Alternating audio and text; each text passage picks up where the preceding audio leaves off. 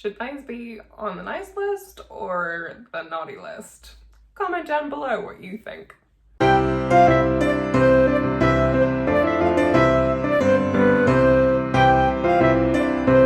Hi bunny lovers, and welcome back to Oliver's Corner, where this month we are doing some Christmas DIYs for our bunnies, or for pets in general. These are, for the most part, pretty universal and applicable to pets, children, grown adults, whatever you choose. Hopefully it gives you some inspiration for ways that you can get really festive this month.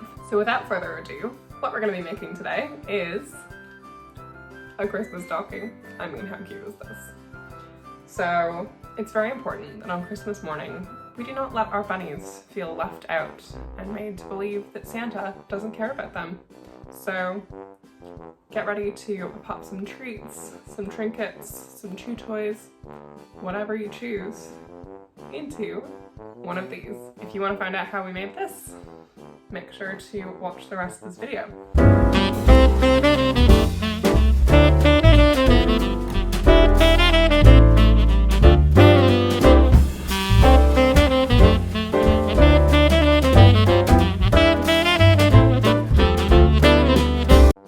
So for this project, what you're going to need is some Christmas fabric. You're welcome to use just the one. I've chosen to go with two sort of contrasting Christmas fabrics. You'll need some matching thread, a sharp pair of scissors, and either a piece of paper or cardboard to draw a template onto. You then have the option of a needle and thread to hand sew the whole project, or a sewing machine, or even a glue gun if you prefer. So using the template that you've drawn out, which really is just the shape of a sock, you are going to pin the template to your fabric, and the quickest way is to just fold your fabric in half, right sides together, and just pin it and cut around. So if you're like me, you're going to put the sock down on the fold in the wrong direction and cut out a completely useless piece of fabric. But we're going to try again the correct way.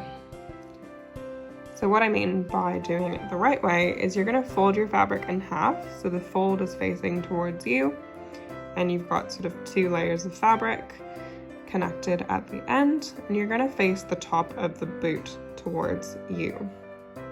Because what we're cutting out here is just the little lip or the roll over edge at the top of the stocking.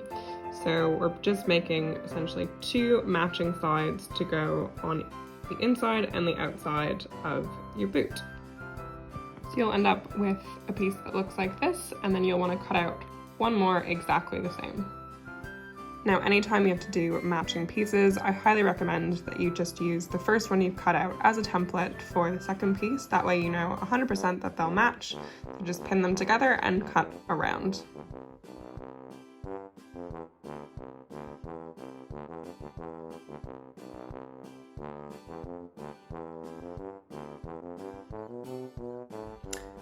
So going back to your two original stocking pieces, you're gonna put them together, right sides together, and stitch all the way around the edges, making sure to leave the top bit open. One of the great things about having basically no space for crafting in your house and being stuck on the floor is you'll probably have a little fluffy visitor that will help you with your project.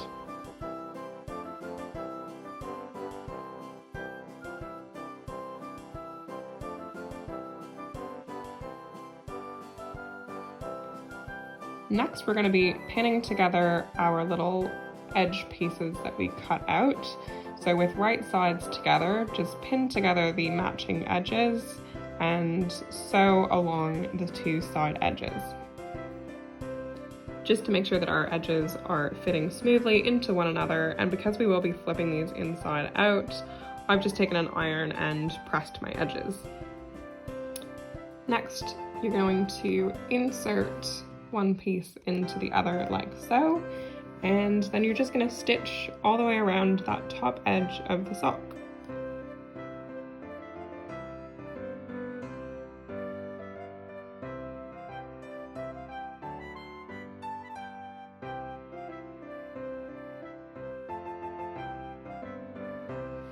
Unfortunately, the top edge of the stocking is a little bit too small an entrance to fit around my sewing machine, so I did end up just sewing this by hand. And so I suggest you pop on a little Christmas movie and just stitch away.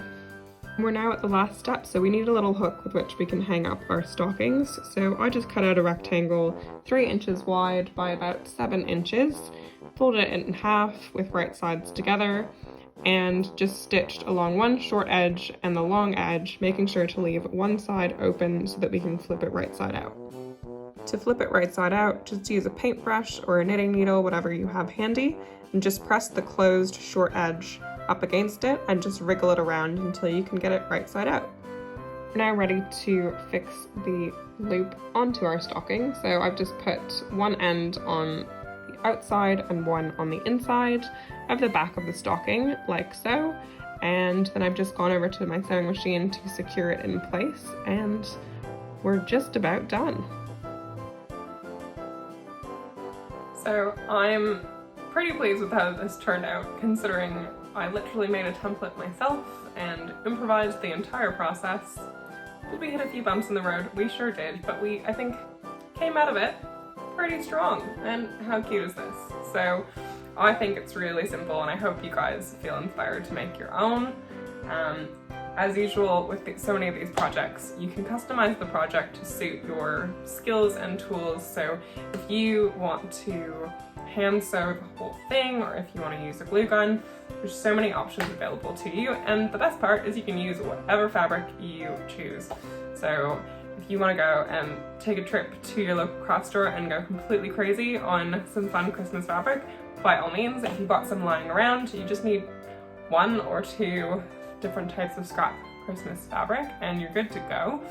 And I can't wait to see what you guys come up with. So make sure that if you do make this one or any of our Christmas DIYs this December, that you make sure to post a picture and tag us, which I will leave our details down below on the screen as well as in the description box.